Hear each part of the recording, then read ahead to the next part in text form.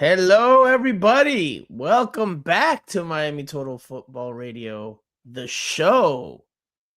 As you can see, I am Franco Panizo, your usual co-host. And joining me is only one of the two promised co-hosts. We failed on our promise to get all three of us here today, but that is not due to schedules or anything like that. This is just the soccer heavens not allowing for Andrea and Jose to be on together today.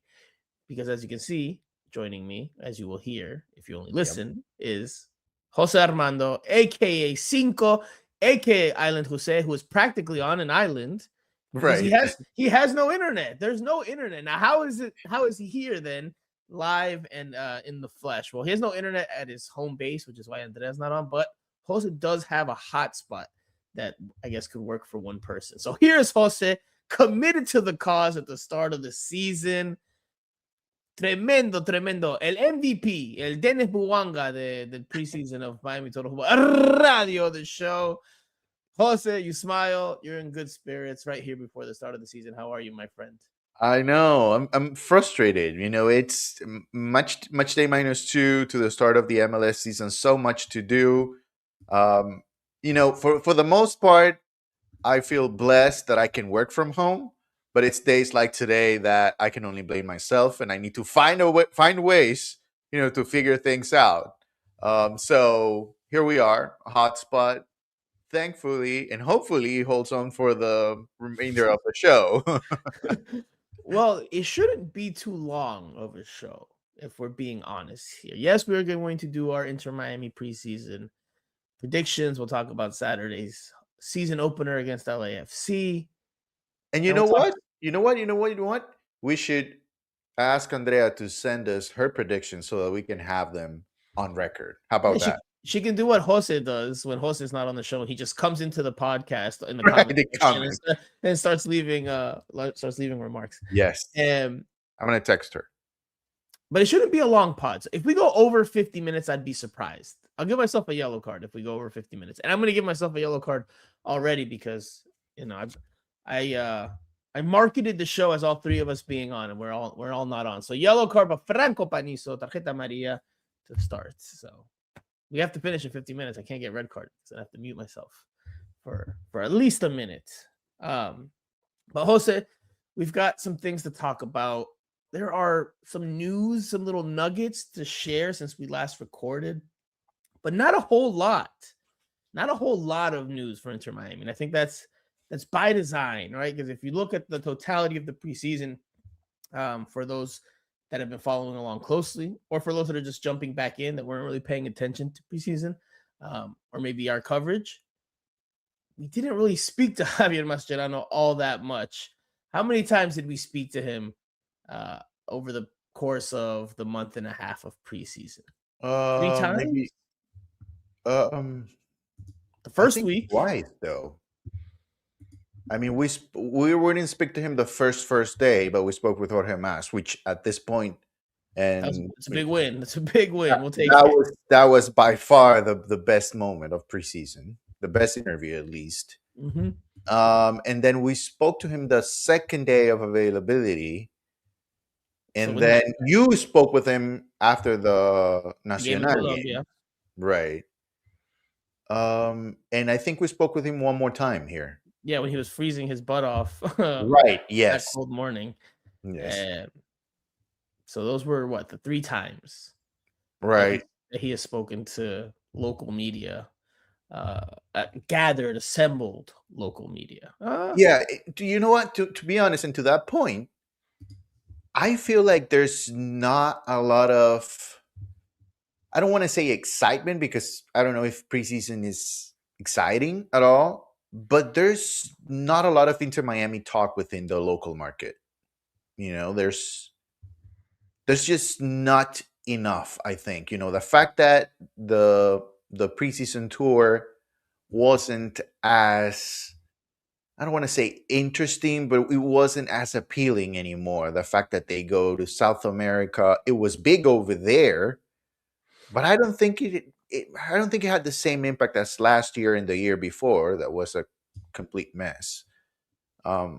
I don't know. I think this preseason wasn't as juicy as we have had before. I don't know if you agree.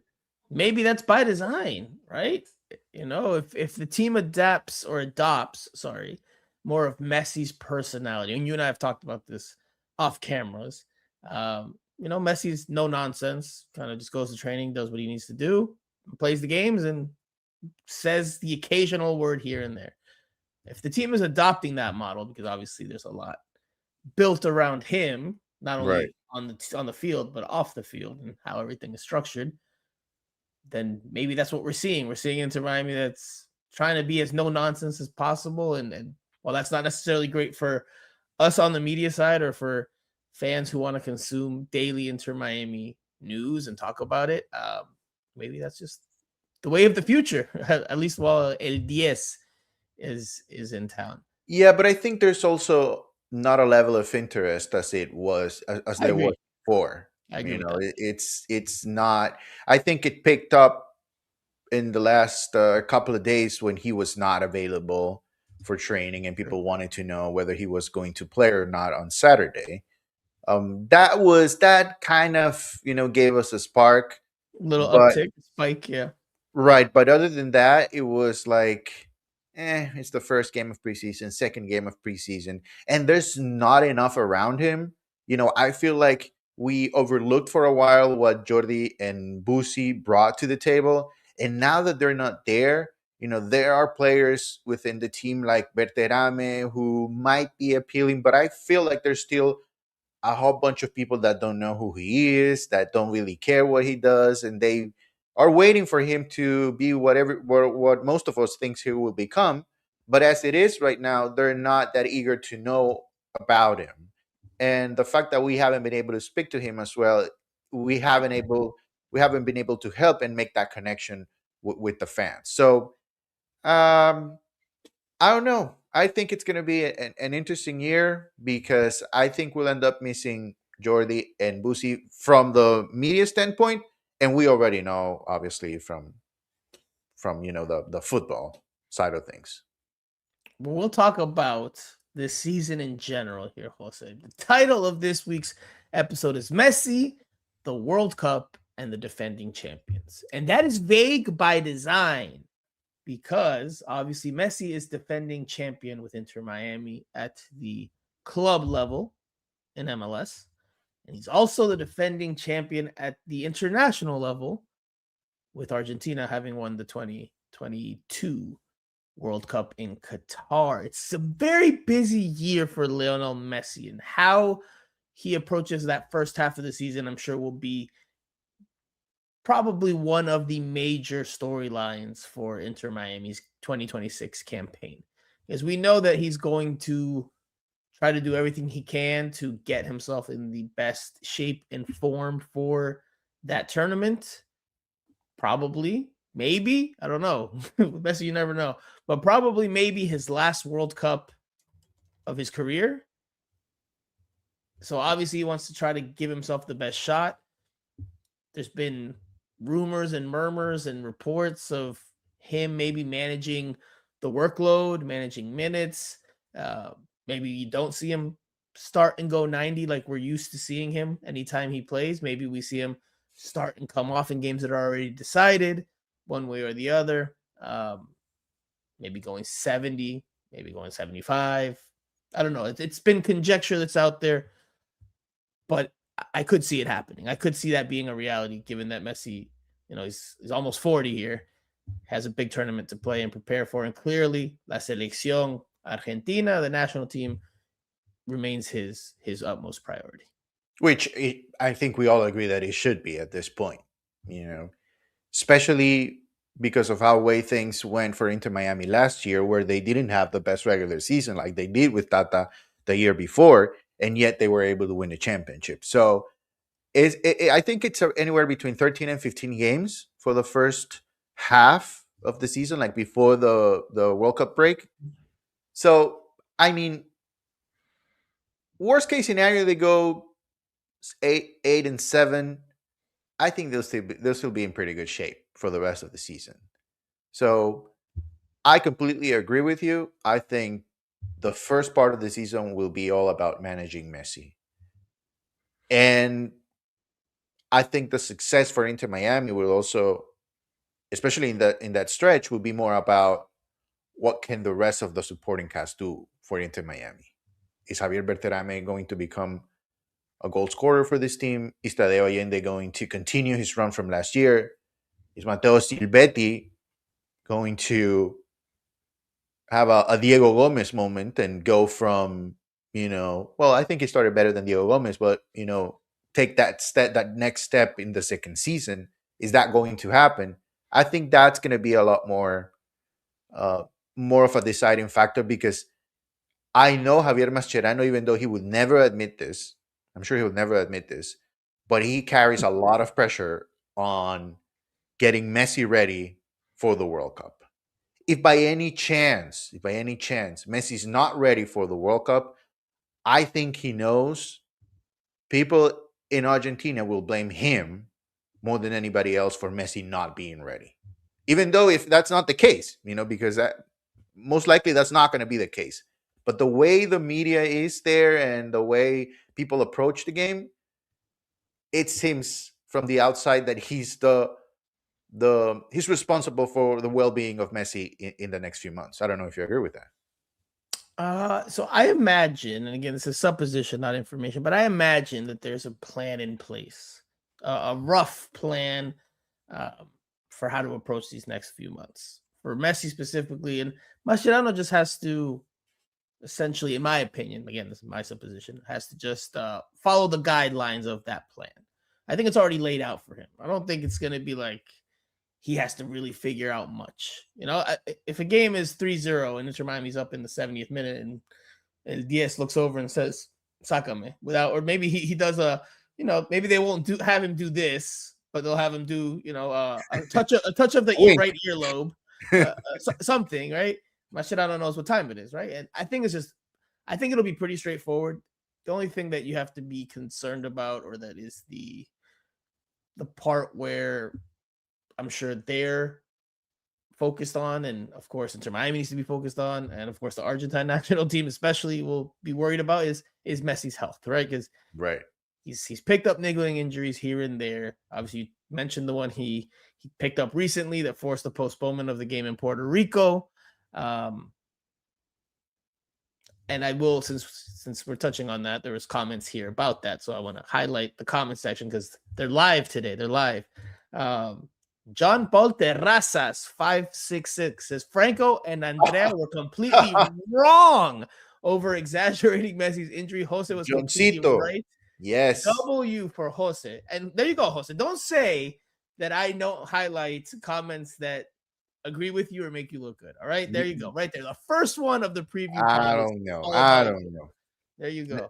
Let's see if that becomes a trend. Luis Barrios 9533 says Jose looks like Iniesta a little bit. There you go. Oh, I wish I had what was Iniesta's company that had the Tokyo deal? He was one of the people that got to that got Messi in an interview. So I mean, that'd be great. I'll take that one. Mike VV or Mike _V_V, one of our faithful listeners or watchers, says Ecuador is winning the World Cup with the house on it. So there you go. Campanita. Boss Daddy 85 says Ecuador can't score. LOL. So the comment section's live. They're ready for the start of the season.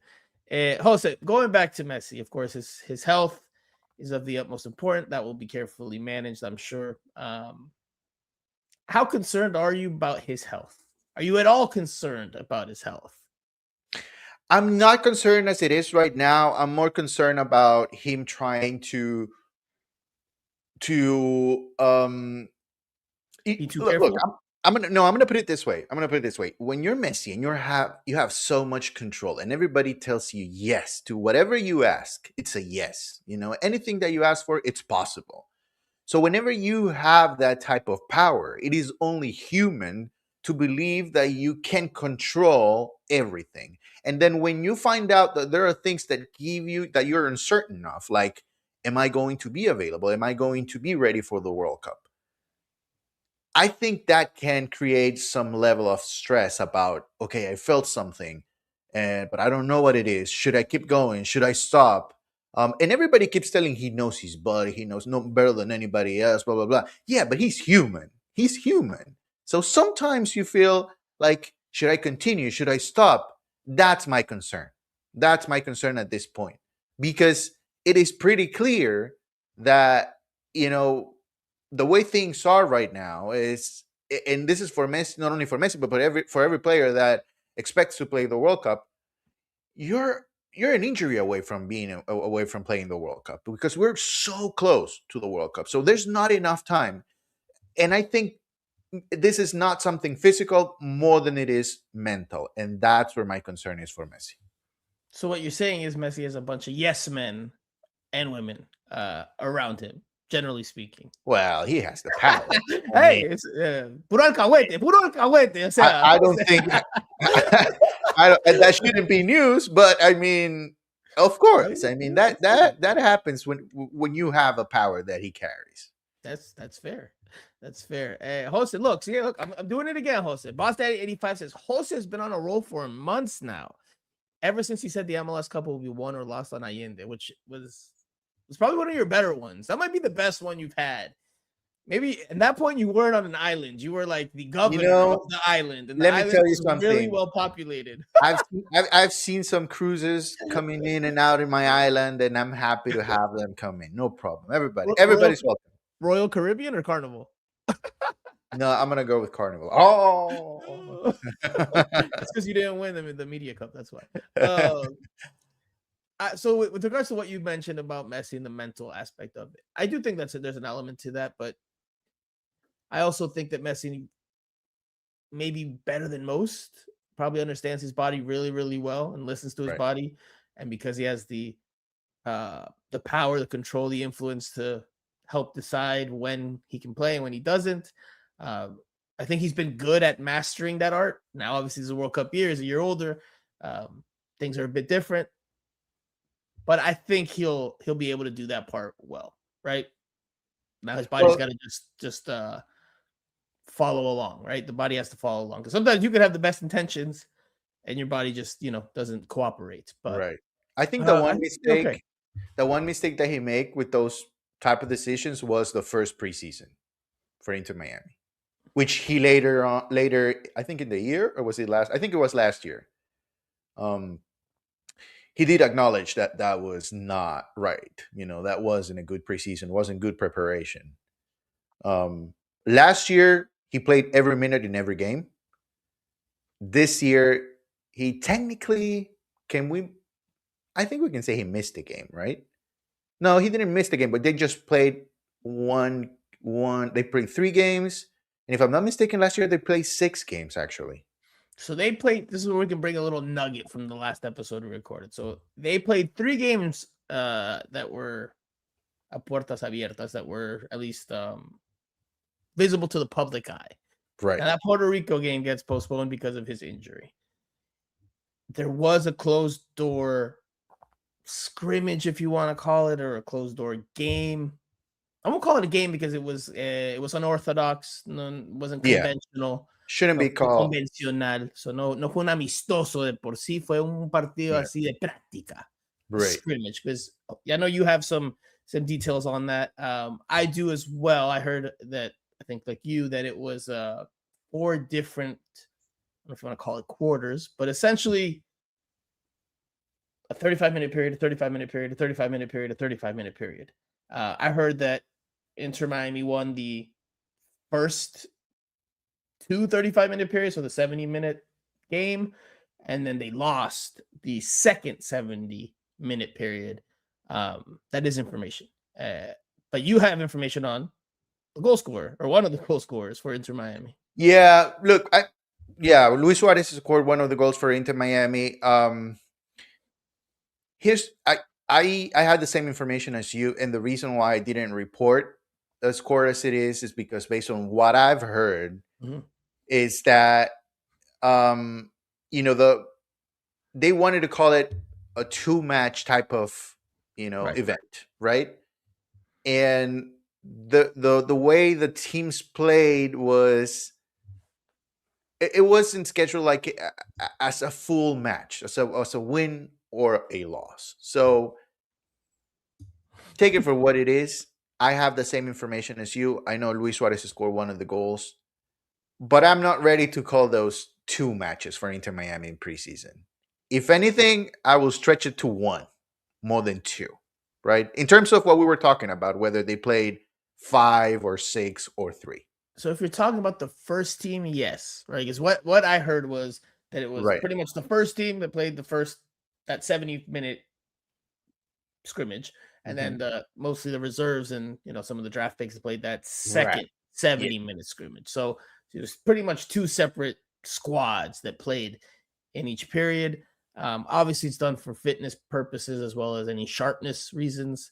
The way I was told it was that they won the first one and lost the second one. That's how I was told it. Now, look, maybe there wasn't a scoreboard and there wasn't an official broadcast to say, oh, this was a game and this is a game and they won and they lost. But based on the scoring that happened within those matches, you would say that they won the first one with the starting group, with the strongest team possible, and they did not win with reserves and rookies. Which shouldn't be surprising. Right. It shouldn't be surprising because who'd they play, by the way, Jose? Because we haven't said that. So Miami United. They play Miami United. Yes. Who is Miami United for those that don't know? Very quickly. Miami United is actually one of the most successful teams in South Florida. I mean, they have been to the US Open Cup except for this year, by the way. This is the first year in at least 10 years that they haven't qualified. This is the first one. They currently play new PSL, and they went all the way to the Final Four. They ended up in 4th place. They couldn't win any game in California, but they're usually a very well run, as professional as you can get in that level. That's like the 4th division. If you don't understand the U.S. soccer landscape. So they are a very good team. They have players that have played professionally someplace else, but for the most part, they have players that have another job during the day, train at night, but they do it well and they try to do it as professional as possible. So it is not shocking that this team playing against the Inter Miami draft picks or sort of second team players, they should beat them. So that shouldn't be surprising at all. Even though I think we've seen some positive things from those guys, from the draft picks, but is there any draft pick in particular that's impressed you? Not really. But I think they also were put in a position where, Barcelona, Alianza Lima, and Nacional, even the role players, the reserve players for those teams are far ahead than the draft picks. So, they showed some things like, they have some pace, and but that's about it. I don't think they were overly impressive. So I want to go back to the game itself here, because Sean Callahan 8080 says it's usually 3 30-minute halves, or I guess it would be thirds. He says 4 is kind of odd. So again, the information I have is it was done for 4 because there was 2 different teams and it was more for getting minutes than anything else. But yes, regardless, I think those minutes were huge for Tadeo Allende. If it starts on Saturday, which I think it will, I mean, that's big. Because if not, then Tadeo Allende has no minutes during preseason. Well, he definitely has to. He definitely has to have gotten some minutes in that game. Right. Yeah. So those are big. So anyway, so officially, Inter Miami played 3 preseason games and 1 scrimmage that was unorthodox. Different than what we've seen from other preseasons, Jose. I think, again, it's by design because they're trying to limit the tax or the toll that Messi's body will go through here at the start of the year. Of course, they want to get in form and get ready for the start of the season, but not overdo it or not maybe push themselves as hard as they've pushed themselves in other years. So again, I think that's by design. Back to Messi, I think he's figured out how to manage his body well. The only challenge is, like you mentioned, the mental aspect. Because if especially as you get closer, you don't want to suffer an injury. Maybe you start thinking about it a little bit too much. You start not going into certain tackles or making certain lunges or making whatever the case is. And then you can tweak something because you're being overly cautious in that way. Right. There's plenty of examples happening of that for many other players and many other levels and different teams, different clubs, different national teams. So we'll see. That's going to be a big storyline for Inter Miami in 2026. We'll see how it goes. But maybe he's not a sure thing to play in all these games in the first half of the season. Maybe there's games where he will, sit them out. Orlando. No, that's not information. But it's just if you follow Inter Miami Orlando City closely, he has never played in Orlando in the Sunshine Classico, El Clásico del Sol, the Florida Derby. Has not happened yet. And funny enough, it's right after the Puerto Rico game, which is smack dab in the middle of next week. Right. So Yeah. could be a game he gets rested in. Could be a game early in the year he gets rested. Maybe. Also, going back to the draft picks, the forward Mamadi Gianna, I think he's gotten in really good spots, but hasn't taken them. He's been very wasteful with his finishing, which obviously isn't a good thing. Again, he's played against some higher quality opponents with a lot of jerarquía, with a lot of know-how. And as a rookie, that's not something easy. But if he had scored those goals that he had looks on, then that's a much more impressive and compelling case to earn a first-team contract.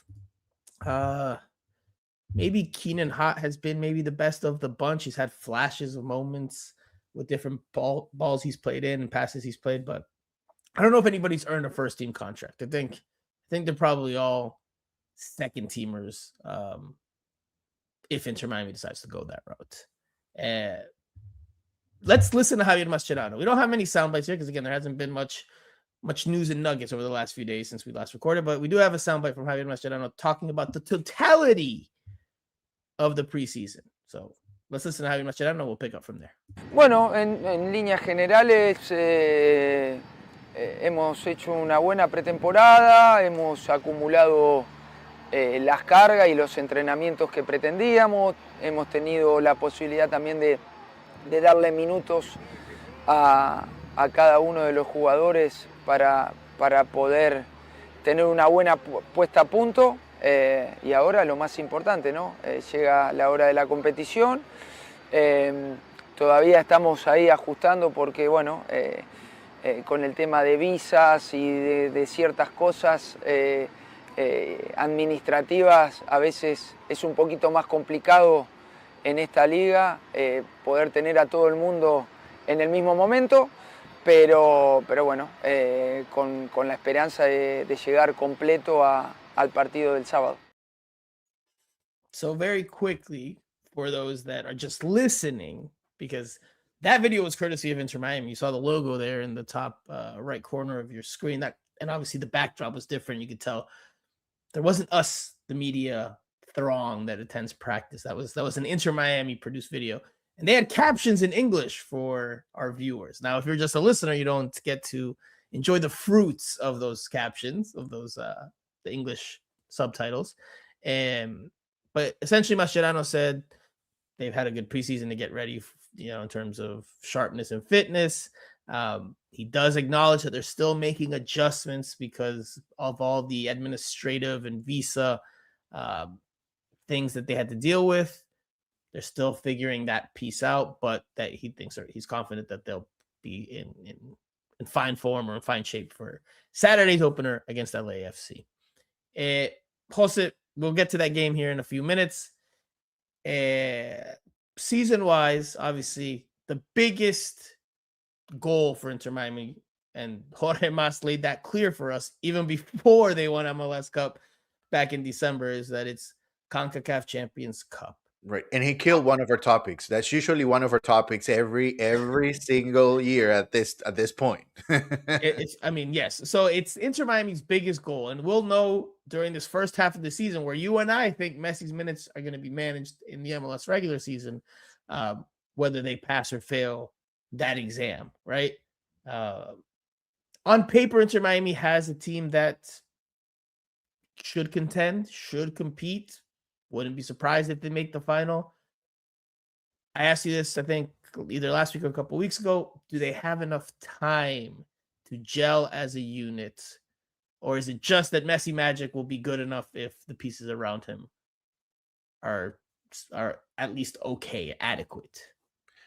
Well, I think for Inter Miami's advantage, and in particular for Javier Mascherano, the one thing that goes,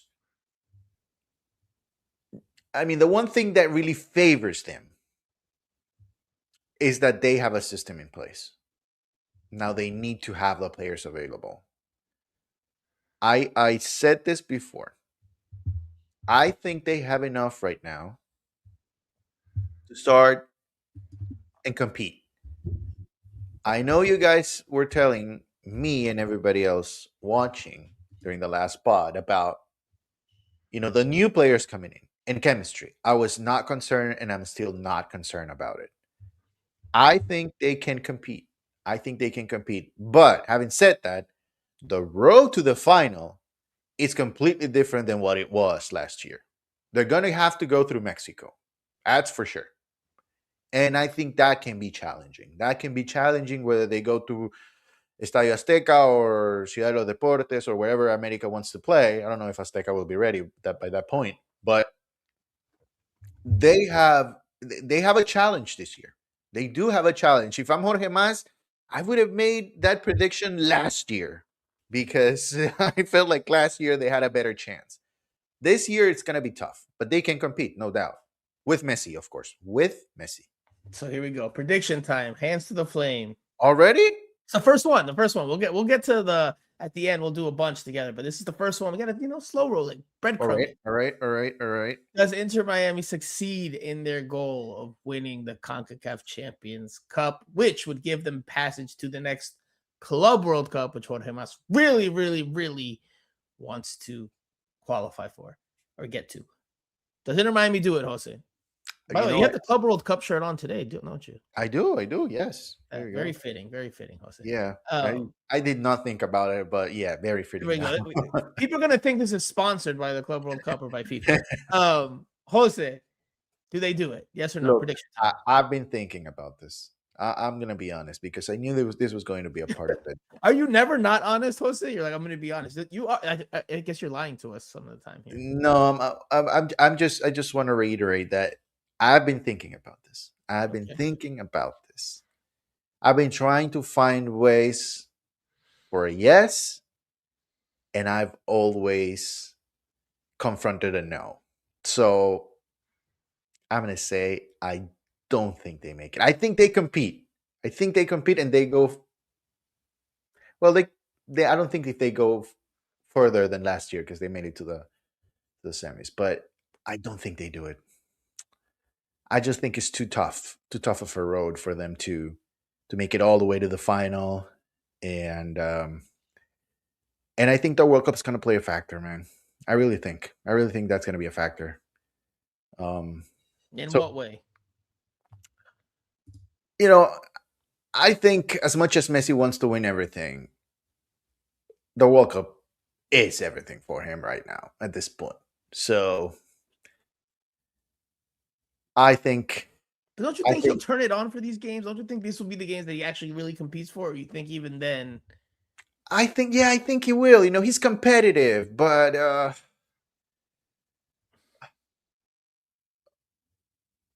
he's only human. He's only human. He's very competitive. I get it, and I completely understand. We have seen that from him. But he's only human, man. He's only human, and the Champions Cup final will be played less than a month from the World Cup. I don't know. I think it's gonna play a factor, and it's gonna take the whole team. The times where he's down or not feeling up for it, somebody else is gonna have to step up. But I think opposition is gonna be very tough this year. Whether they have, I think, and I'm gonna check this because I keep forgetting the bracket. But I think they have to play America for sure because they won against Olimpia. But you're assuming they're going to get through Nashville. Which is I don't think that's going to be a problem. But you didn't mention they're in pole position to be Inter Miami's first round opponent because they won. Right. They won in Canada. How much? Was it 2-0? 2-0, yeah. 2-0. In very cold weather, right? It was very cold, and in CONCACAF, the away goal rule is still in place. So they're basically through. Yeah. Before you continue, Vander Lejos da Silva 4697 says Messi é o maior jogador do mundo e da história. It's a little Portuguese for y'all, which would translate very simply to Messi is the best player in the world and of all time. John Paul Terrazas 566 says tough road ? Trashville, then off form America, then probably Tigres or Vancouver. We can beat both. Then it's LAFC or Toluca. All teams are beatable except maybe Toluca. Unbounded Curse. I think it's the first time Unbounded Curse has ever commented, just like our amigo Da Silva. Calling an alien a human is nasty work. How dare you, Jose? That's a speciest of you. I agree with you. I don't think they do it. I think they can do it. I think they have the quality and the potential to do it. I don't know if they're going to be able to get it done. The road is tougher than it has been, than it was last year, or in other iterations, like the year that your boy David Ruiz decided to get red carded in. Well, Toto Viles also do his part. I think the road's tougher. But it's always going to be tough, right? In especially when you get to the later stages of the CONCACAF Champions Cup, because normally you're facing Mexican powers at that point. So it's always tough, but this one's a little bit tougher. Right. I have questions about the chemistry and gelling and being able to hit fourth or fifth gear, hit full throttle by the time they get to those later rounds, because like Mascherano said, they're still adjusting, they're still finding the pieces, they're still figuring the understanding out. So I don't think they do it. So we're starting the predictions with a negative one, but that's how we think. It's what we feel. Right. So you guys can be completely on the other side and think absolutely they will do it. And if they do it come May, we'll eat crow and say we were wrong. And Messi and Inter Miami did it again.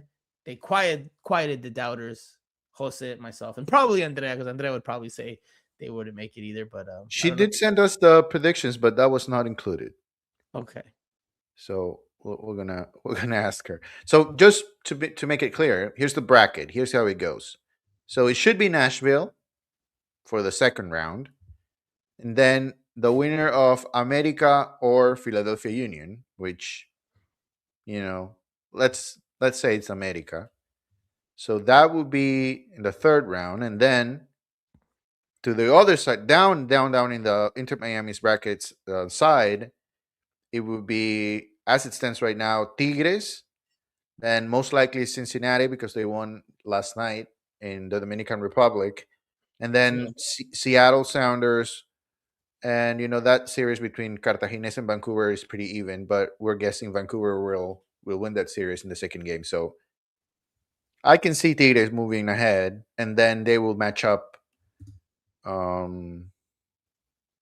with Inter Miami if Inter Miami wins against America. So yeah, that's why America, Tigres, and then on the other side there's another whole bunch of Mexican teams as well: Cruz Azul, Monterrey, Toluca, and LAFC actually will be on that side as well. And I don't know. I think it's gonna be tough. I agree. We were just called negative. You guys are always negative, so nothing new. It's just our predictions, man. We can't lie to you. We can't tell you that yes, they're going to if we don't feel that way. Right. We could lie to people, but I mean, what's the point then?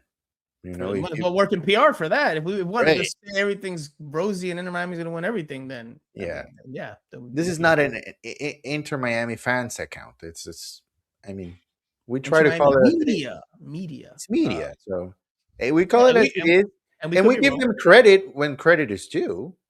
I mean, we've done that too. Maybe not. Maybe not enough for our listeners' liking or viewers' liking. Boss Daddy's just going in. Jose just confirmed he's a liar, though? ? Jose,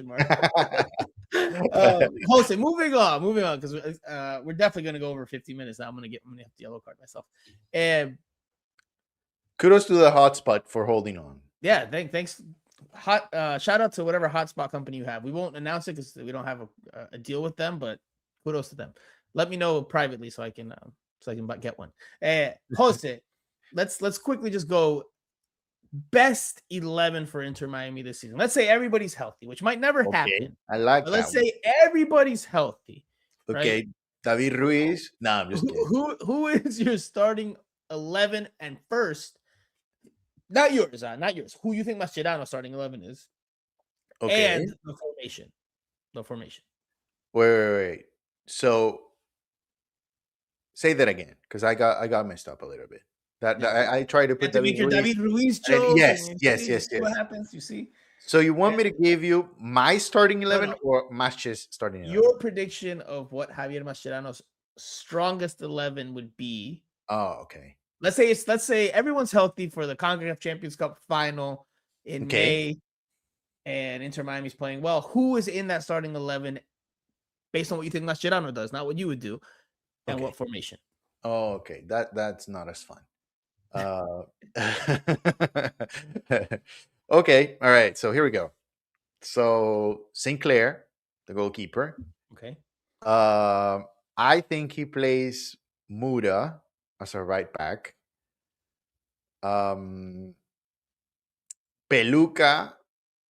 Mikael, and Reguilon. We're saying if everybody's everyone's healthy, good to go. Okay. Reguilon. I'm gonna do this as a 4-4-2 for defensive purposes. Okay. I know on the attacking side it's gonna be different, but 4-4-2 for defensive purposes. Allende, Ayala, De Paul, Silvetti, Messi, and Berterame. Okay.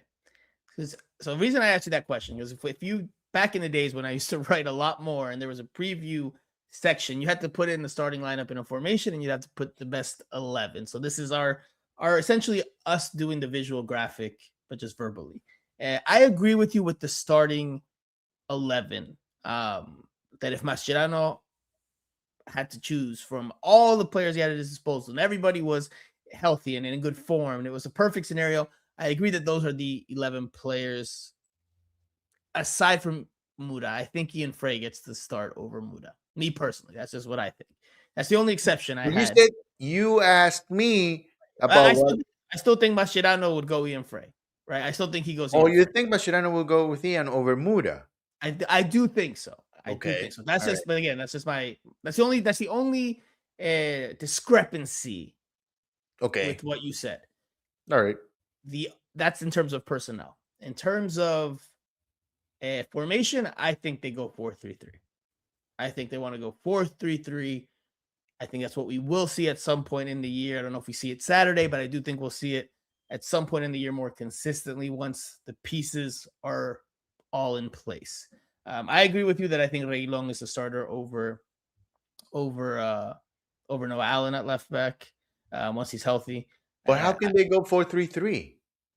Silvetti goes into in the middle to the center of the park. Yeah, I mean he goes to the left, and you put Tadeo Allende on the right wing. So it'd be Messi. So let me go 4-3-3. Let me go. Okay. Dane St. Clair, Ian Frey. Okay. Luca Falcon, Mikael, Sergio Reguilon.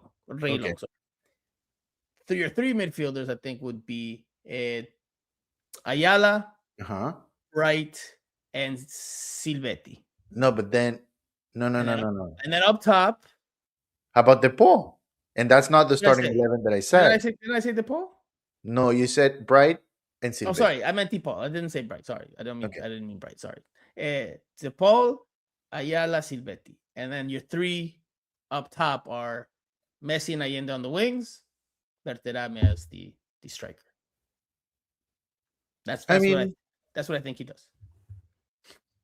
I don't know. I have my doubts about that. I can see a 4-2-3-1. That's possible. With De Paul but he has used three in the middle. But no, Berterame was not available though. Yeah, I know for a fact it's gonna be a 4-4-2 defensively. That I know. Sure. They'll drop, se repliegan a su 4-4-2, dos líneas de cuatro. They'll retreat into those two banks of four. to form that solid block that Mascherano loves. He has said and acknowledged that he prefers because he feels most comfortable, or that's how he felt when he was playing. But I think they go for. I think this team is made for more running. Right? There's no Busquets and there's no Jordi Alba, so you lose technicals. But it's a younger team, a fresher team, more energetic team. So I think the idea will be to have that midfield three to cover more space, to run more, and of course have Berterame and Allende make tireless runs there while Messi, picks and chooses his spots. Let's just quickly go to the comment section because there's a lot of predictions here over the starting lineup. Luis Barrio says, 9533 says, Frey, Falcón, Mikael, Noah, Bright, RDP, Silvetti, Allende, Messi, Berte, Rocco. Dane St. Clair loses job 4 games into MLS for his lack of distribution. That would be killer to his chances of the World Cup with Canada. Boss Daddy 85 says, I haven't seen anything from Mura so far to say that he should start over Frey as of now. Yes. John Paul Terrazas 566, Franco, Mura isn't turning down River to be a bench option. It's probably in his contract to start more games. Mike V says, my starting 11 would be Rocco, Mura, Allen, Mikael, Frey, Bright, Ayala, RDP, Messi, Allende, Berterame. So people aren't sold on Mura, and I know that you're not saying you would start Mura. I know you're saying that you think Mascherano will start Mura. Yeah, I am agreeing with with people telling me that Mura we haven't seen enough from him. I think there's a player there, but the second coming of Chelo Weigand or not? No, I look, I would expect him to be better than Chelo. Although, Chelo didn't have a terrible start, Well, I think it was more of having DeAndre Yedlin and replacing DeAndre Yedlin. And Ian Frey is playing so well. He's doing great early in the season that it's going to be a challenge for Mura to perform over Ian Frey. We will answer that question, Pedro, in a few moments here. All right, so we've said our what we think. You say 4-4-2, I say 4-3-3, but we know it's going to be fluid. But it could be a 4-2-3-1, as you said, and as Luis Barrios says. It's possible. These are all possibilities. A little more tactical flexibility for the team this year, having younger pieces, more energetic pieces that don't have to be static necessarily to one spot, as you definitely had to be when you had Sergio Busquets in the midfield, Jordi Alba at left back. You knew that those were pretty much the only places they could play. I know that they put Busquets, Tata put Busquets at some point at center back. Even Mascherano did it on seldom occasion. We saw Jordi Alba sometimes on the left wing, but by and large, they were mostly in their preferred positions of midfield, center midfield, and left back. That is one of the great assets of this team this year. I feel like defensively, everybody can move around. Yes. Gonzalo Luján can play pretty much everywhere. It feels like Mura can play left and right. But can he play left and right well? Because there's a difference between playing left and right, and there's a difference between playing left and right well. Because I haven't seen enough from him preseason. It's only been 3 games. He's adjusting to a new team, a new culture, a new life off the field, a new way of doing things with teammates. I get all of that. That's not lost on me. So I'm not going to sit here and say I have a completely formed opinion on Mura. But from what I have seen, there's a lot of work to be done. Right. No, absolutely. Absolutely. And, the other thing is that, this team is used to having a pretty successful outlet on the left side. So how much is Messi going to look at his left back now than what he did last year? I don't think that's going to be an easy outlet like it was last year. So, yeah. What? For me? No, tarjeta Maria for me because we just went over 50 minutes. So that's the second yellow. There you go. I get a red card. Tarjeta roja, so I will mute myself for a minute. So, Jose, you have to carry the show for the next 60 seconds. Continue with the previewing of the season. But here I go, 60 seconds. So people need to spam the comment section right now because I feel like the red card is not enough for Franco Panizo. So people, go to the comment section and tell us what needs to be the punishment for the host when he gets a red card, because that's like the captain getting a red card. There's usually 2 games. All right. So why am I the one being punished here talking for a minute? Why am I being punished here? Holding on the fork for 1 minute. All righty. Yes. So the host spamming the comment section also. Incredible. Well, go ahead, unmute yourself. I see you typing. I put in the comment section, you can give me a fine in addition to $1 jar. You know what? I actually do want to do giveaways. I'm not, you know what? And I actually have been meaning to say this, and it took me 15 minutes. I'll reiterate this next week. And this is for the listeners. This is for the viewers.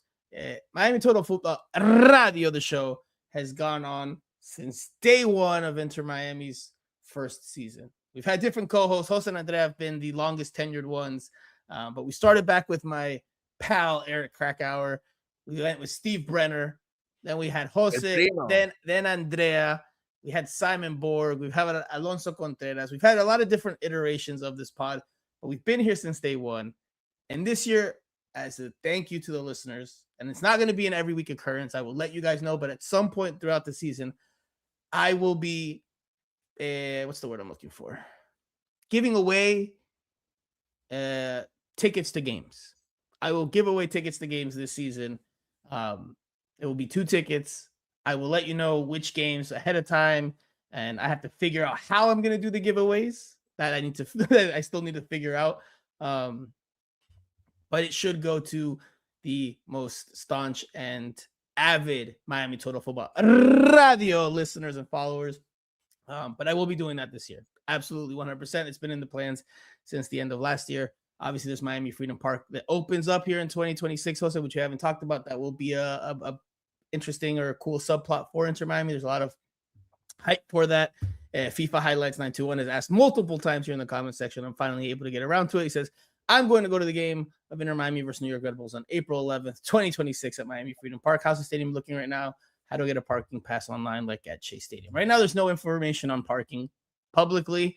I'm sure they're still sorting out the final details of that.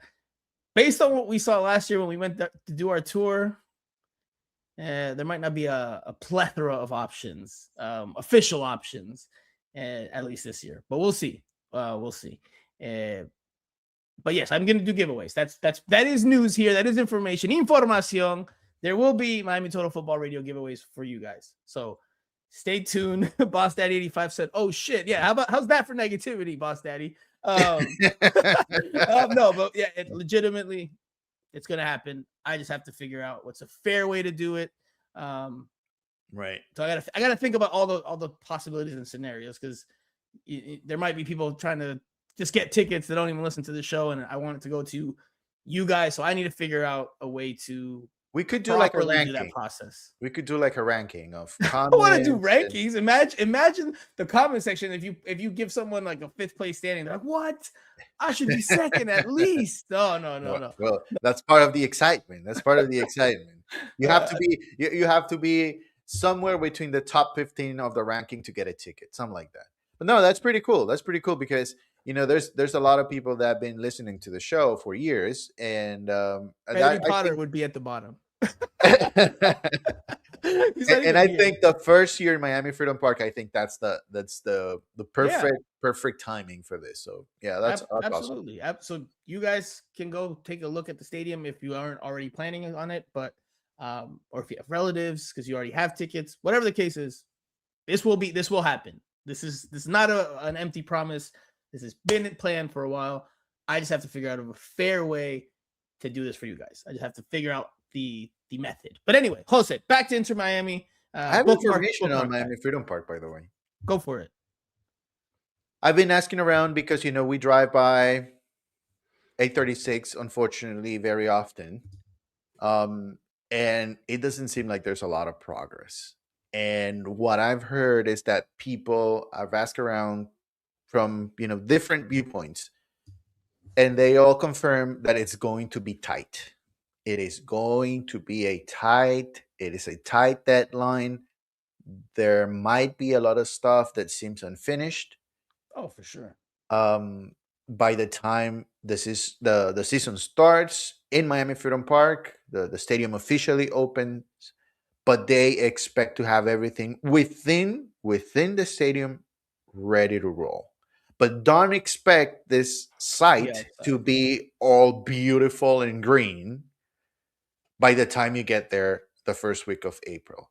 I've also heard that inside things are looking a lot better. Things are moving a lot faster because we obviously get to see everything from the outside and from very far. So from within the inside of the stadium, suites, media levels, and all that, things are looking a lot better, and things are moving a lot faster than what we think. So, is it positive? Kind of positive, I think. But just It's so tight. that you It's guys gonna be know, tight. yeah. So you guys know once you get there what to expect. So Boss Daddy says outside's going to be looking like Chase Stadium for the time being. Sean Callahan says Hopefully. they're working overnight, and I doubt the place will be painted. FIFA Highlights 921 says, sorry for asking the question multiple times about Miami Freedom Park. No, don't worry. No worries at all. I saw your question. And no worries if you ask it multiple times. You weren't spamming the comment section. Don't worry. I was just mentioning that I had seen it. I just had to get to it.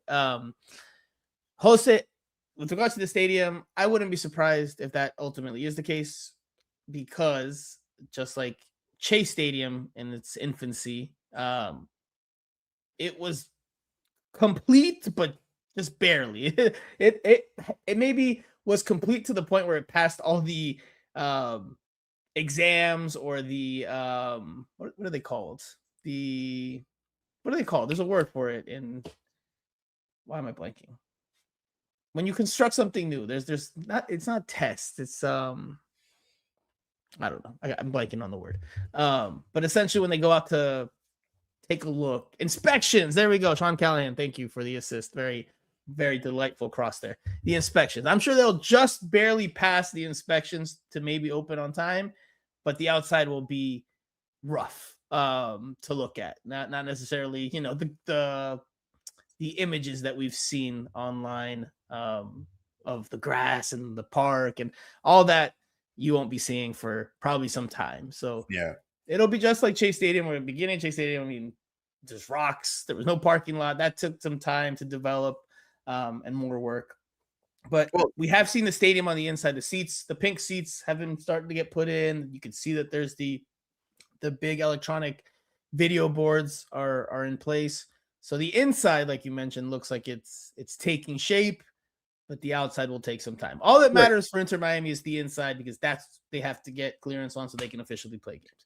But there's also, this is a huge development. There's hotels, other soccer fields. There's so much around, and I've heard there's also, and I don't know if you've heard the same thing, there's going to be an amphitheater as well inside for around 5,000 people. So that's going to take some time, So I think, and from what they told us the last time we were there, this is not going to be all set and done until 2030. So you cannot expect everything to be done by April this year. Don't expect the most pleasant experience getting to the stadium. Maybe once you're in the stadium, once you're in, and maybe around, but not. I mean, how can I say this? Like, if you're talking Chase, the yellow lot and the Fan Fest might be good, but if you go near the training center, then it might not be so good. I mean, there are going to be spots, I'm sure, for sponsors and for people to have a good time, but maybe the getting there, like the walking or the parking, might be a little bit far. Stuff like that is something that, you're just going to have to deal with it. Sean Callahan 88 says, driving, you're not ever going to want to go back, which, I mean, look, we'll see how the experience goes, man. No, but I mean, you could use if you want, you can use public transportation to this stadium, which you cannot do to Chase or Inter Miami Stadium as it is right now. No longer Chase. So that's a positive.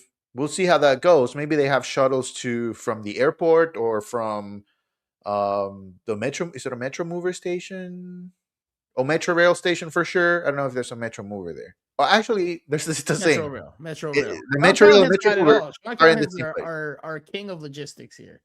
Yeah. He's got it all. FIFA Highlights 921 follows up, says, should I expect it to be good to go when I go on April 11th.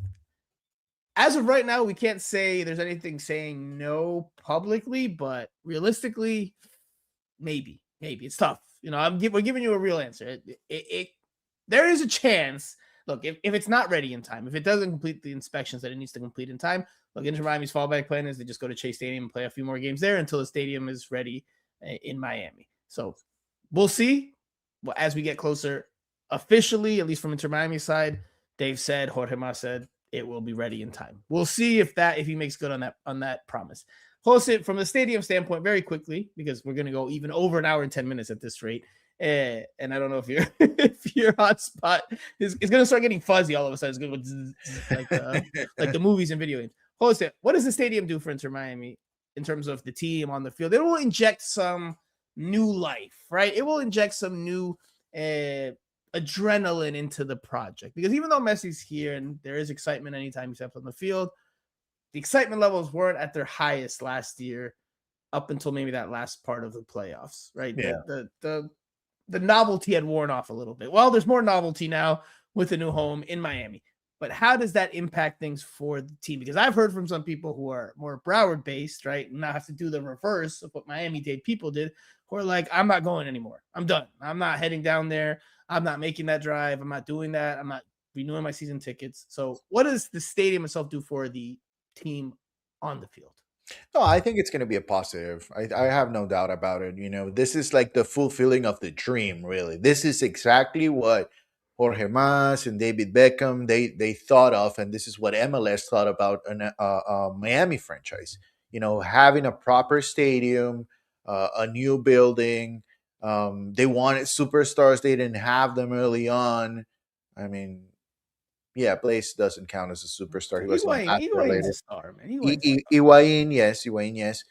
So yeah, I mean, this is it. This is like the culmination of years of work. I think it's going to be a positive. I think the fact that it is in a World Cup year will bring also a lot of attention. There's a lot of media that's going to travel. I mean, there's a lot of international media already in the market, and I'm sure they'll be there for that game. So yeah, I think it's and it's also going to be huge for Inter Miami after the World Cup is done, because my personal sensation is that as much as people want to say that, oh, the World Cup is going to be great for American soccer, blah, blah, blah, I don't think that is the case. I think the World Cup is so far ahead than MLS, that people, watching the World Cup is like they're watching the in the moon, and they have no way of looking down to earth. So I feel like that's going to be part of the enticement from Inter Miami to fans to go and watch Messi and Inter Miami finish the season. If it was the case that they needed to go to Fort Lauderdale and chase, I don't think people will do it anymore, really, to be honest. I believe this is a huge World Cup for Messi, and this could be the beginning of the end of the global sensation. That is the moment that he'll practically say goodbye to the rest of the world, and then he'll need to concentrate on finishing his contract with Inter Miami. But that is the last moment that he will be part of the global stage. So it's going to be good for Inter Miami to have something else to attract people to come to South Florida and watch Inter Miami play in a new stadium. I'm curious longer term, what the impact is.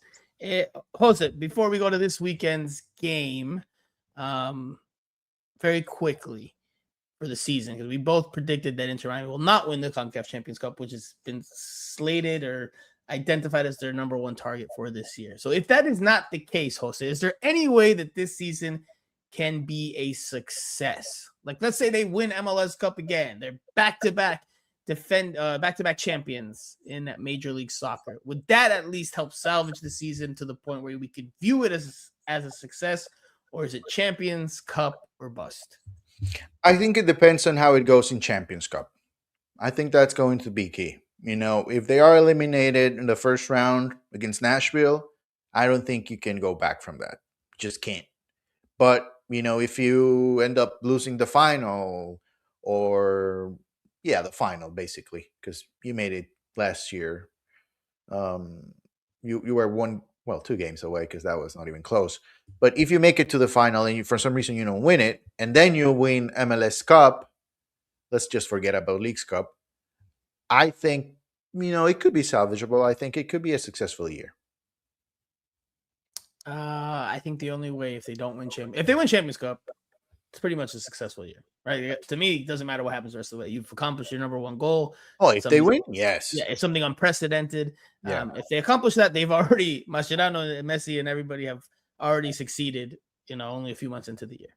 If they do not, which is my prediction, then I think they have to win MLS Cup again and end the year on that positive note, lifting up a trophy. Oh, we might have just lost Jose. His hotspot might have gone. Oh, no, he's still there. All right. Let's go. Before your hotspot dies on us here, Jose. What happened? My camera went off? Yeah, it went off. Oh my God. So before we lose you completely here, Inter Miami today traded for an international spot. So Pedro earlier, HG3LM says, why did Inter Miami CF acquire an international slot? This was the announcement from earlier. Inter Miami has acquired an international roster slot for the 2026 Major League Soccer season from the New England Revolution. In exchange, the club has traded $125,000 in 2026 general allocation money and an additional $125,000 in 2027 general allocation money. As part of the agreement, the international roster slot will return to the New England Revolution at the opening of the secondary transfer window. Jose, this has prompted people's to ask the question. There's curiosity. Does this mean they're going after somebody in the transfer market, or is this just meaning they are trying to get roster compliant and maybe one of the players that they thought was going to get a green card in time for the start of the season did not? Which one? Because I don't have the information, but I suppose my supposition is the second one. What are your thoughts? Right. Yeah, I'm with you. That's exactly what I think it's happening at this point. It's important to remember, people, that every year MLS allocates international spots, and they have 8 this year, just like they did last year. That number can change from year to year if MLS decides to do so, but they got 8, and it's going to be easy math if you go through the roster and then you see that there are 9 international players. Then this is the international spot that they were missing. They have to be roster compliant by tomorrow, which is Friday. Is it 5 p.m. or 2 p.m.? Something like that. Anywhere between those. Probably 5 p.m. Eastern, 2 p.m. Pacific. 5 p.m. Right. Correct. So I think, it's going to be an easy find for you all. So there you go. It's cooling, people. And we know that Inter Miami had been. We'll see reports soon about that. Well, we know Inter Miami had players working on their green card, and we never got actual news that somebody got them, right? So I imagine that's what happened here. I don't think there's somebody coming from the international market. I think it's more like Jose said, the matter of them just needing to bide their time until that green card arrives. Then in the second half of the season, they free up that they don't need that international spot anymore. Jose, the game this weekend against LAFC.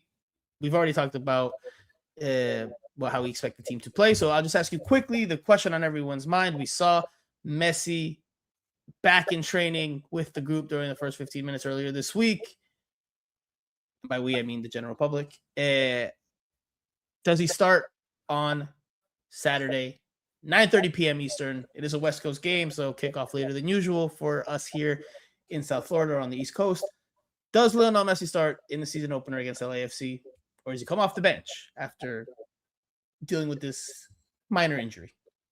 From what I've heard and I've asked around, he plays, he starts, and not only that, Germán Berterame starts also. Okay. It's a juicy matchup. Your boy, Dennis Bouanga, who you have given some good public acknowledgement, should have earned some more MVP recognition. Not only just last season, but the last 2 years, Jose.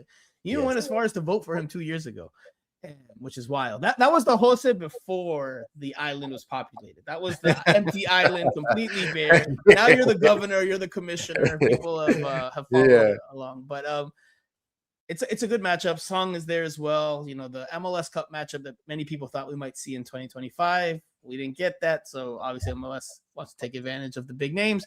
It happens here in the City of Angels where the lights are bright. Sure that there will be celebrities in attendance. They're not playing this game at LAFC's normal stadium. They're taking it to the bigger venue. Which is a big no-no to me, really. Because if you have a venue that you own, if you're MLS, I know, but how much money can you make out of a single game? Probably a lot. Just It has to be worthwhile, right, Jose? It has to be worthwhile for them economically. Right, but highlight your stadium. That has a lot more value than getting money for one day. Highlight your stadium. Make memories within your BMO stadium. Bring some value to the venue. If you take that game someplace else, it means you're going to make money for one day. But that's not going to build the legacy of LAFC. You have an opportunity, home opener, blah, blah, blah. I know you're going to get so many home openers coming up in the whatever years they are in existence. But this was special. So I don't know if I like that, really. And the same goes for DC United playing in Baltimore. We've seen Inter Miami. Listen, I'm not defending it, but we've seen Inter Miami versus LAFC at BMO Stadium. We have not seen them in a bigger venue. Now, I'm not disagreeing with you, but MLS, and I somewhat regularly, or not regularly, but every once in a while, when I tweet, I put ML, and then instead of an S, I put a $sign. So S, because that's what it comes down to, Jose. And that's that's the American way. Whether we agree, disagree, whatever the case is, it's just part of the American culture. Capitalism, baby. Make as much money as possible. Look at the NFL, for crying out loud. News this week is that the Chicago Bears might be moving to Indiana, which is, I get for economic reasons why they might want to do that, because they want to build a new stadium. But it's ridiculous to me, right? But that's the reality of life here with pro sports. It's all about the dollar bill. That's what normally reigns over everything else. It's not the sporting side first and then the business side. Here it's the business side, then the sporting side. But I think here this is a business decision as well. Absolutely. It's more about the long term. Do you want money for one day, or do you? I mean, that's like winning the lottery. You get a lot more if you wait a little bit. You get a check every month. But some people want everything the first day and they wait the second. And then you end up with nothing. It seems like this is MLS. So now we know Jose's lotto philosophy. So Yes. if Jose ever wins the lottery, he will just be getting it in increments. He will not be splashing that cash to get a Lamborghini the first week that he's I've already made plans, and I will continue to work, and I would not buy a new house, and I would not buy a new car. Just so you know. And I'm not cheap. All right, Jose. So you say Messi starts. Does Inter Miami win? No, I don't think they win, but I don't think they lose either. I think it's going to be a draw. A draw. 1-1. Okay. Yeah. 1-1. 1-1. There's too much offensive power and too much attacking talent for me to say there's only going to be one goal apiece in this game. I will say 3-2 loss for Inter Miami. 3-2 loss, but I do think it's going to be a fun one, an entertaining one. I think Messi will do his thing. Maybe Berterame introduces himself to the wider Inter Miami fan base and the wider MLS audience. But I think Son and Bouanga, who have plenty of reps together in games. And Bouanga and Son, you mean? Bouanga and Son. They, I think that at home with the crowd pushing them on in front of a massive, what's expected to be a massive turnout, I think LAFC will get the season opening W. Quickly, your starting 11 for this weekend predicted. Not because we've talked about what we think best 11 is, but who does Mascherano turn to, right? St. Clair, right? There's no chance for Rocco Rios Novo, right? No. He hasn't played a lot in preseason, so. All right, go right back. Frey. Your center backs. Falcon and Mikael. Left back, Noah Allen. Noah Allen. Pretty clear. Yeah. So no Mura, no Facundo Mura. No Mura. It's better to have him, honestly, at this point. It's better to have him as a substitute as well, because you can play him on either right or left, depending on how the game turns out. Someone gets fatigued, yellow carded, injured, etc. You have someone that can play either or. You're still sticking with the 4-4-2. So what are we looking at? I think Allende starts, although I don't think he will play the full 90. So that gives me a little bit of a doubt, but I would say Allende starts, then De Paul, Ayala. Although Ayala hasn't played a lot, in preseason, but I still believe that he's going to start Ayala. And then I'm not 100% sold on Silvetti, so I'm gonna go with Telasco. Actually, I'm gonna go with Interesting. Telasco, and then Drame Messi. Berterame and Messi. And I think if we have Telasco in the conversation, that can Telasco, I can play that can play more into your 4-3-3 formation moving forward. Is that his new nickname for Petro? Celasco? Selim? No. I know Petro's on that train. They could. I Celasco think Segovia. you should Telasco. I will go with two changes to your 4-4-2. I predict Bright starts over Ayala, and I predict Silvetti over Telasco. I wouldn't have a problem with that. I think with the offensive firepower that LAFC has, Right? Yes. Mascherano's going to want to slow that down, and who helps you do that? I think Bright helps you do that better than Ayala. Now, in theory, you lose some of that ability to build out, which is obviously something Inter Miami wants to do as well. So it could be a coin flip, but I think Mascherano, knowing how he is, will revert defensively away from home, first game of the season. Mm-hmm. I think he goes Yannick Bright there. Yeah. But it could be Ayala. Maybe because we've seen it different times where Mascherano goes against the grain. We think he's going to go defensive, and he goes attack minded, and he puts in the more attack minded player, or the player that's better for possession or retention as opposed to. I had a similar thought process, but I thought it the other way around. I thought if you have Telasco in the middle of the field, then he can help you with Ayala and De Paul to hold on to the ball a little bit longer. You have to put a little bit more pressure, recover, and not lose it immediately. Yannick is a good player to recover the ball, but I think the next step for him is the build-up.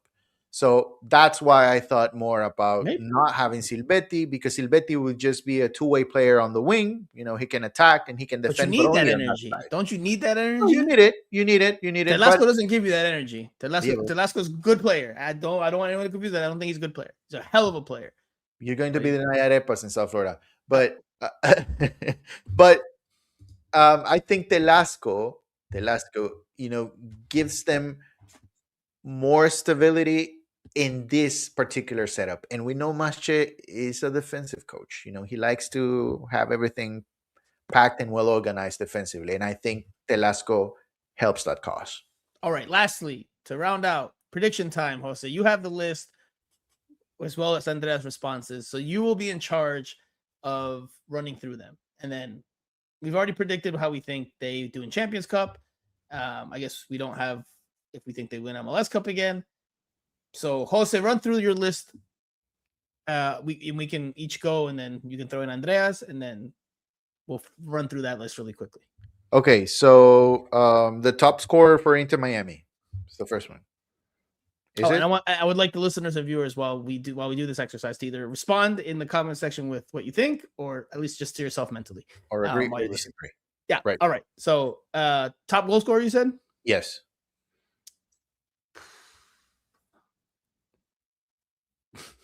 Messi. Okay. I'm going to go with Andrea here. Berterame. Yes. I think Berterame is going to kill it. Watch and see. I think it's going to be something. I think he's going to be close to Joseph Martinez with Atlanta in 2018. Man, that was so long ago. All right. MVP. Of the team? Right. MVP of Inter Not of the league, of the team. Messi. Okay. Andrea goes with Messi. Look. You're about to lose a lot of civilians in Jose's Island. It's going to be hard for the league, for anybody not to give an MVP to Messi. But I think Berterame will do enough. So hopefully he does so much more that we can all agree on this. But I'm going to go with Berterame. All right. Best defender.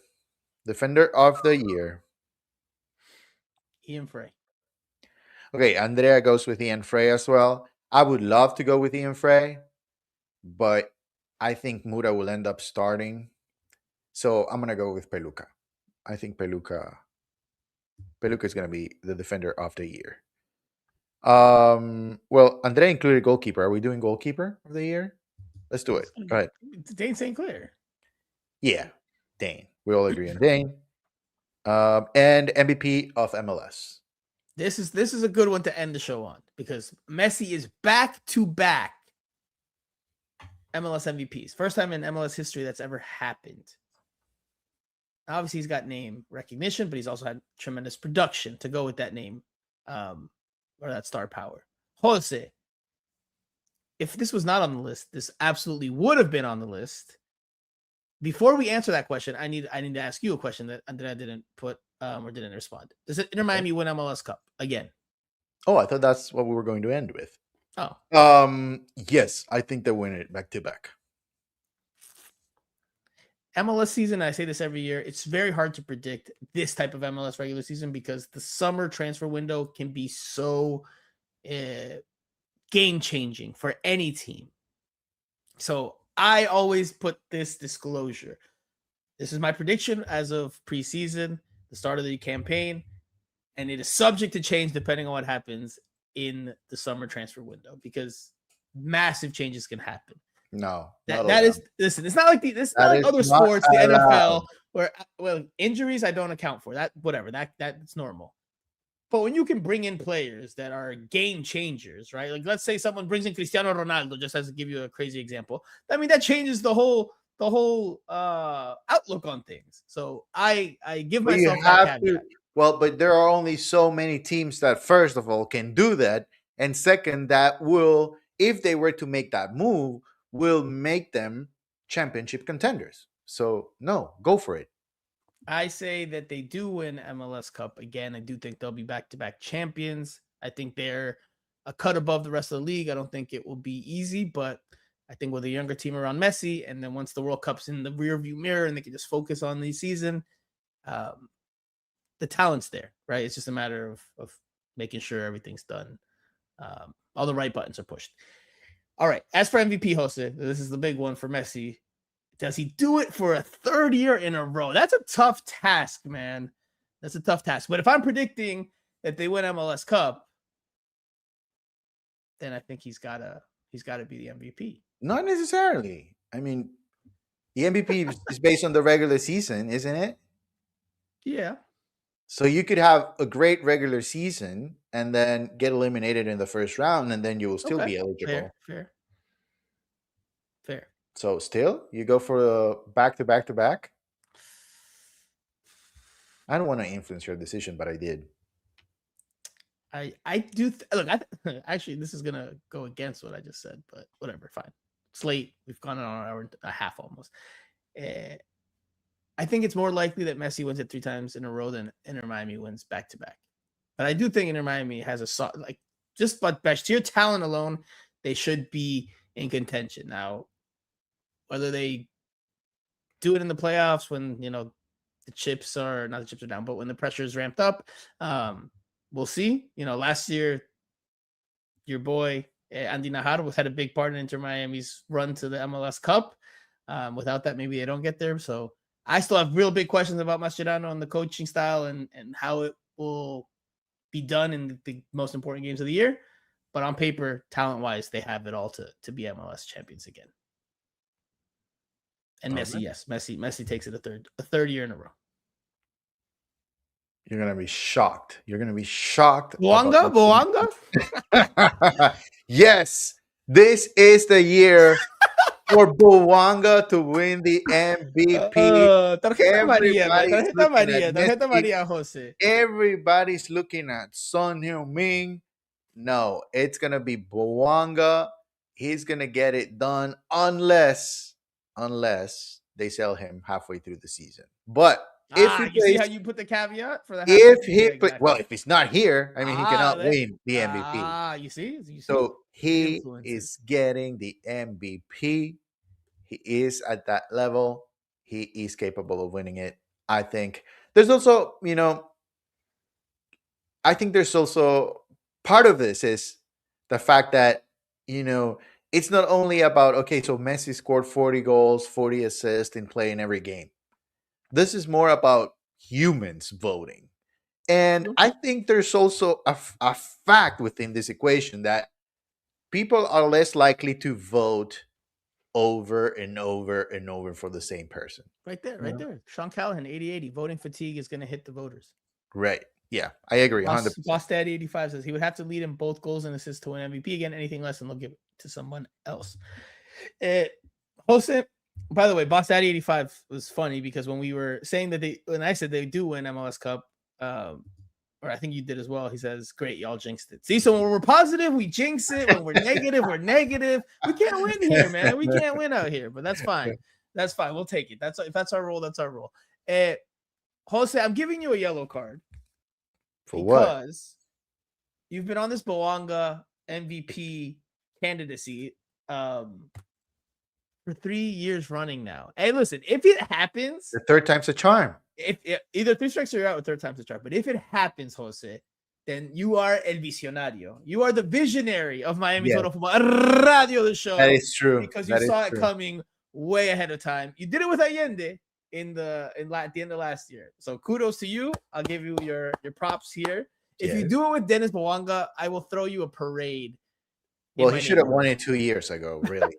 I stand by my vote. I stand by my vote every day. I like how some people that know that about you still bring it up to you, especially on time to time. Oh, yes. Including colleagues. I see that little mention here and there sniping at you. Hey, if it happens, that would be sweet music for your ears. You'll see it. Actually, I'll tweet it tomorrow. I'll tweet it tomorrow. My predictions from this show, will tweet them tomorrow, and you'll see the Messi reaction. bots, the Messi fans that are the staunch ones. I'm not talking about you guys here that, for the most part, seem not so fanatical about it, about Messi. Obviously, fans of him, but we're talking about just the people that are not Inter Miami fans, that are just Messi fans, who he never does any wrong. And anytime Jose says anything that's not pro Messi, Jose gets crushed. I mean, that's not, a rare currency for anybody, but or occurrence, sorry. Just all the time too, but Jose really, really gets it. Anytime he says Bouanga MVP. So I'm looking forward to that tweet tomorrow. All right, Jose, we have had a super long episode. I mean, you and I could talk about ants crawling, I guess, for like an hour, because we can talk about anything. We always say we're going to do it short, and we didn't. So I've already red carded myself for that. But this was a proper season preview podcast. Thank you to you and your efforts and your dedication for making it, even though you don't have Wi-Fi. Thanks to your hotspot company and your hotspot machine, because that thing debe estar en fuego ahorita, está caliente, está hirviendo. It's probably making the house hot. Andrea's probably sweating like, Jose, it's hot in here. Leave the oven on. I don't know. But shout out to you. Thank you, Jose, for making it happen. I was already thinking I was going to have to do this alone, which would not have been as fun. A reminder, we will give tickets away this season at different points. I will, again, figure out a way to do that fairly. But to the people that listen to the show regularly, I will come up with a method or a way or a process. We'll be back at some point next week, hopefully before the game in Puerto Rico, because I don't think we'll smash one in between Thursday and Sunday, because then you're going to get Friday, Saturday. It's the weekend. But hopefully early next week. Hopefully we can do it. Hopefully Jose's internet is fixed by then. Maybe we should do a watch along of the Puerto Rico game. I was gonna suggest it, but I know you're a busy man, Jose. What time is that game? I don't know my schedule for next week, but if it's possible, I'm all in. I mean, to make it a little bit more interesting, because honestly, we were doing those last year with Alonso, and people really tuned in and really enjoyed those. So I would like to do it, but I know you're a busy man, and I know Andrea, when there's games, we all have different functions. So right. I know you have to write and do all that, so it's a little bit a little tougher. Luis Barrio says Jose would be great as a coach. Fire Masche, hire Jose. Look at that, Jose. You're winning the people over. There you go. Oh, my island. My island. Your island is growing into a country. Yes. All right. So we will leave it there. Thank you again, Jose Armando, a.k.a. Cinco, a.k.a. Island Jose, the governor now of Island Jose. We'll be back again next week. Some point, I will let you guys know as to when. Enjoy the game this weekend. Season opener, once again, it's already here. I am Franco Panizo. You have been watching or listening Miami Total Football Radio, the show. We'll talk to you guys again very soon.